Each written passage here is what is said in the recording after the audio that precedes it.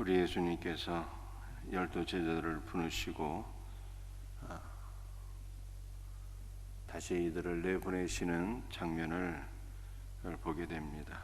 5절 말씀 제가 읽어드립니다. 예수께서 이 12를 내보내시며 명하여 이르시되 이방인의 길로도 가지 말고 사마리아인의 고래도 들어가지 말고 오직 이스라엘 집에 잃어버린 양에게로 가라. 예수님께서 12를 내보내셨다 이렇게 말씀하고 계십니다. 12명은 12제자이기도 하고 다른 말로는 12사도라고 하잖아요. 그래서 사도라고 하는 이 단어는 보내심을 받은 자다라고 하는 뜻이에요. 예수님께서 12를 내보내셨고 이 내보내심을 받은 12명의 사도는 보내심을 받았다는 뜻이에요. 그런데 우리 예수님께서 12명의 사도를 내보내셨다는 것은 예수님은 가만히 있고 12명의 사도들은 가고 이런 뜻이 아닙니다. 12명의 사도는 예수님의 모든 권위와 능력과 말씀을 가지고 주님을 대표해서 간 거예요. 주님을 대표해서.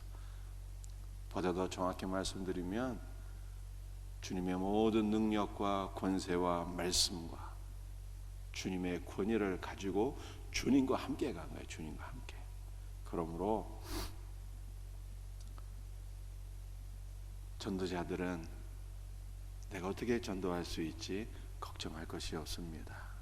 내보내신 주님께서 사명을 감당할 수 있도록 친히 함께 하시며 능력과 권능과 생명과 모든 것을 더하여 주실 것을 믿는 믿음으로 사명을 감당하는 것입니다. 주님께서 말씀하시기를 이방인의 고래도 가지 말고 사마리아인의 고래도 들어가지 말고 오히려 이스라엘 집에 잃어버린 양에게로 가라 이렇게 말씀하셨는데요. 이것은 전도할 때 유대인만 전도하고 이방인을 전도하지 말라라고 하는 뜻이 아닙니다. 아직 이방인들에게는 복음을 증거할 때가 되지 않았다는 뜻이죠. 그래서 이방인 전도는 언제 문이 열리게 됩니까? 오순절에 성령께서 임재하실 때 비로소 복음의 문이 열리게 돼요. 오순절에 천하각지에서 몰려든 디아스포라가 복음을 듣고 다시 이들이 자기의 나라로 돌아가게 될 때 복음이 전 세계 각지로 선포가 되는 것입니다. 또한 예루살렘에 박해가 일어나서 성도들이 뿔뿔이 흩어지고 그러므로 안디옥 교회가 세워지고 안디옥 교회를 통해서 또한 바나바와 바울이 선교사로 파송되고 복음이 사마리아와 땅끝까지 증거되는 선교의 역사를 우리가 사도행전에서 볼 수가 있습니다. 아직 때가 되지 않았기 때문에 주님께서는 아직은 이방인의 마을로는 가지 말고 이스라엘 집에 잃어버린 양들에게로 가라 이렇게 말씀하신 거죠. 여러분들 이스라엘은 장차 오실 메시아를 대망하는 하나님께서 선택한 백성들이 있었기 때문에 그들에게로 가라. 메시아를 대망하고 기다리는 하나님의 택한 백성들에게로 가라. 주님이 이렇게 말씀하신 것입니다. 그러므로 우리는 전도할 때 어떠한 믿음이 있어야 될까요? 첫째로는 내보내신 주님이 우리와 함께 하신다고 하는 믿음이 있어야 되고요. 두 번째는 전도할 때 주님을 기다리고 있는 자들, 다시 말해서 준비된 영혼이 있다는 믿음으로 가야 돼요. 오늘 내가 전도할 때 하나님께서 예비하신 영혼이 있는 줄 믿습니다. 주님을 만나야 될 자가 있는 줄 믿습니다. 복음을 들어야 될 자가 있는 줄 믿습니다. 이 믿음으로 우리가 가야 되는 것입니다. 그래서 6절 하반절에 양에게로 이스라엘 집에 잃어버린 양에게로 가라고 말씀하셨죠. 이 믿음으로 가야 되는 거예요. 감으로써 전도는 시작되는 거예요. 감으로써. 그래서 마태복음 28장 보게 되면 주님께서 대사명을 주시는데 너희는 세상 모든 민족에게로 가서 라고 말씀하고 있잖아요. 가서 갈 때 제자 삼는 역사가 일어나는 것입니다.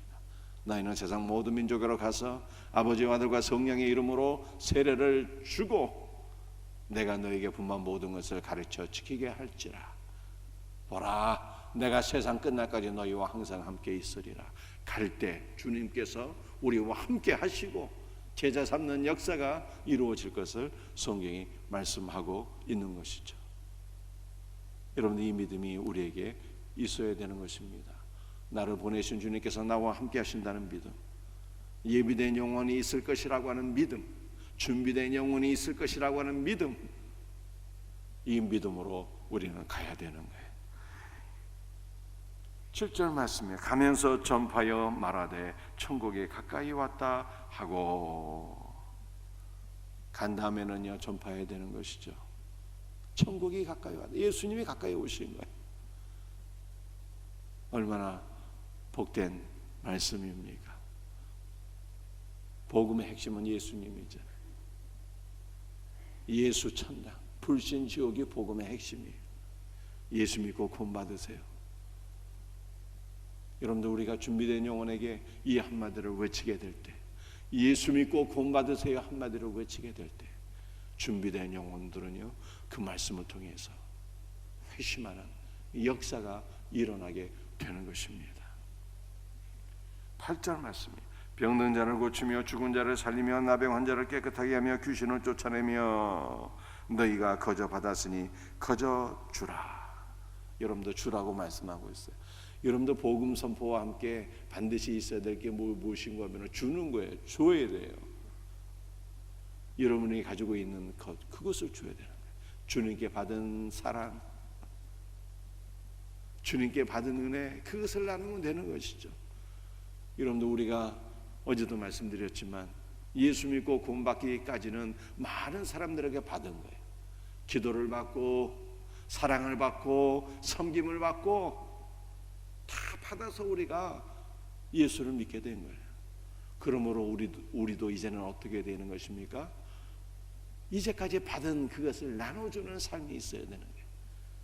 그래서 여러분들 마태복음 10장 말씀을 보게 되면 작은 소자에게 냉수 한 그릇이라도 주라고 그러잖아요.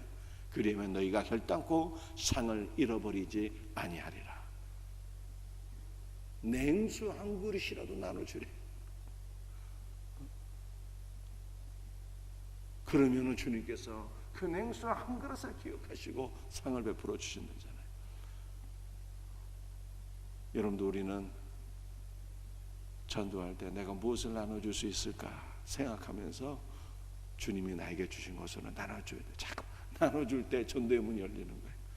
냉수 한 그릇이라도 나눠주고, 빈대떡 한 그릇이라도, 빈대떡 하나라도 나누어 먹고, 여러분들 나누고 베풀고 섬기게 될 때 전도의 문이 열리는 거예요. 이기적인 사람은 전도가 안 돼요. 전도가.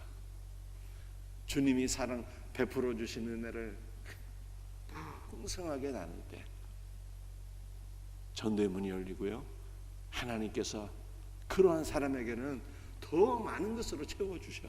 더 많이 전도하라고 하나님 더 많이 주시는 거예요. 그래서 여러분들, 하나님께서 우리에게 주신 가정, 직장, 사업장, 물질, 건강, 모든 것 사실은 뭐하라고 주신 거예요?